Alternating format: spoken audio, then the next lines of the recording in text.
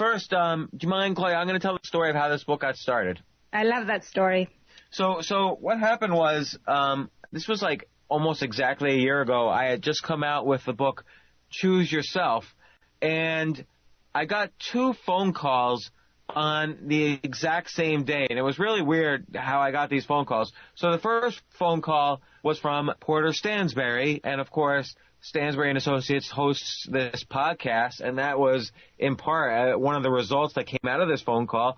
But Porter called me to tell me he loved the book, and he wanted to help me sell the book on his list. And he amazingly sold, I think it was about 30,000 copies of the book on his list. So it was just showed me the power of email marketing, and you know, also he had a very good audience that listened to him, and it was really impressive how much he liked the book. But so I got a call but I knew Porter as this really big financial newsletter guy, someone who I thought was only interested in stocks and gold and nothing else. And then I got another call. The call was from Hay House, which is this very spiritually oriented book publisher. So they publish guys like Wayne Dyer, who's been a guest on my weekly podcast as well. They've published Deepak Chopra in the past, Marianne Williamson in the past. So Gabby Bernstein, who was also on my podcast, who just released a best-selling book.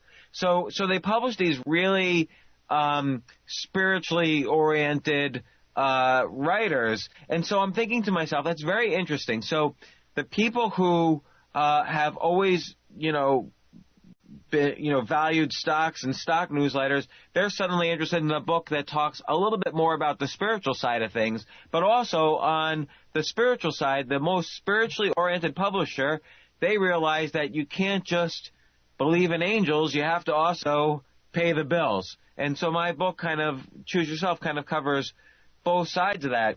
So Hay House asked me, well, what are you working on next?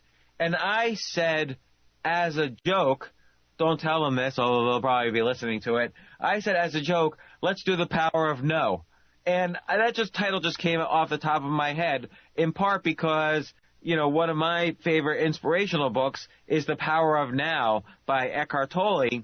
And I figured, let's just do The Power of Now, but without the W. And to their credit, Patty Gift, who is the acquisitions director for Hay House, she laughed and got the joke. But she said, I love it. Let's do it. But what's interesting is, of course, it started out as me just blurting this out. But then I realized, people tend to write books. Not only, people tend to become experts on the things that were very, very difficult for them. So for me, it was very difficult for me throughout my life to choose myself. I always thought I needed a gatekeeper. I always thought I needed a publisher, or I needed a job, or a TV place to produce a TV show. I didn't think I could choose myself and do things on my own. It took me a long time to realize I can do things on my own and choose myself, and that's sort of documented both in the book Choose Yourself and in the book I just released, the Choose Yourself stories. But it's also been really hard for me to say no, and I think it's very hard for a lot of people to say no. And we'll talk about the types of no, because there are many types of no.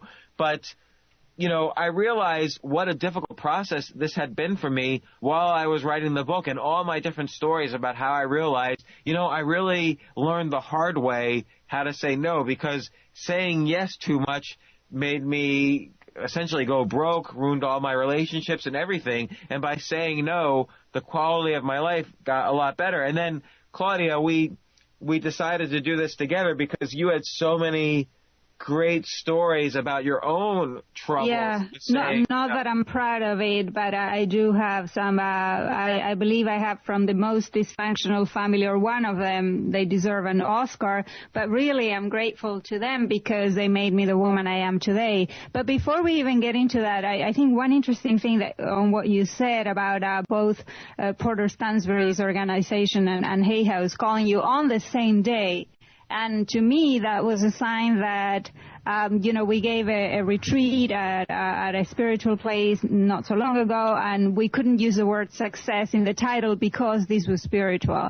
And having both a sort of a financial organization and a spiritual organization come together to you, it seemed to me that we're ready as a people to say no to, oh no, you know what, it's either spiritual or it's financial. And perhaps we're recognizing that both the financial needs spiritual and the spiritual needs financial. You know, it's not even that they meet each other. I think people are realizing that they're the same thing. Because spiritual is sort of a loaded word. Like, it's like God or religion. Like, we think, oh, I'm not spiritual. That's all, you know, that's right, woohoo type stuff, or, you know, witchy type stuff. But the reality is, being grateful for what we have in our lives, which is another way of looking at the word spirituality, is very linked to reducing stress on the brain, which increases your chance for success financially, which increases your chance for success in relationships. You know, they all work together. There's no separation. It's not like you can